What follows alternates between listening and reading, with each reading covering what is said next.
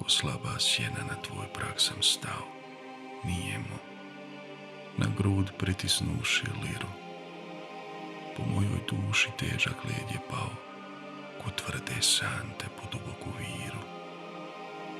Kroz suze gledam trošne zide tvoje i krov prokisli, s kojeg strašne zube smrt mrka kesi. Ognjište moje, o dragi raju, gdjeno mi se gute, zlaćeni sanci mladenačkih dana i zvuci prve bogodane pjesme.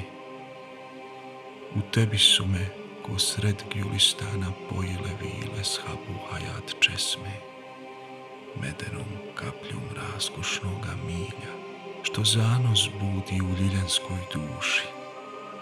Ah, tada gorka i cinična zbilja, ko vihor bijesni što no život ruši. Nije se mene dotaknula bila, niti crna briga o svagdanjem kruhu. Mir mi mutila, kao glazba mila i pura u mom zvonila je uhu. Ja sam kao golušavo ptiče u tvome krilu prva krila steko. S majčinih usni slušao sam priče tople i slatke koji njeno mlijeko. I letao sam ja i druzi mili po tvome vrtu beruć cvjetke čarni i igra smo se u nevinoj šali hvatajuć kapom leptiriće šarni. O drago gnijezdo moje davne sreće, marljiva ruka mrtvog babe moga u tebi nekad sadila je cvijeće padosti vedri. Sa krova se tvoga blagodat svaka tad smiješila milo.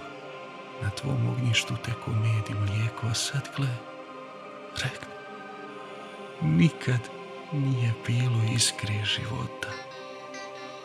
Ko strašilo neko ti stršiš u vis.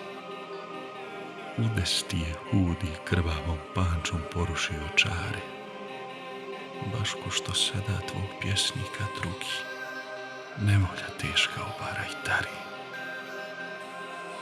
Te tvoje puste zidine mi sada pričaju patnju sirotinje crni, što zadnju iskru veselja i nada lednim ti dahom na ognjištu trne.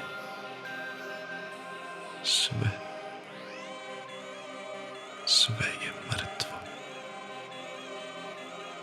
Tek ruine stoje. A s moje lire polno zvuci ječe. O dragi dome, zadnji akord to je prošlosti naše mrtve sreće.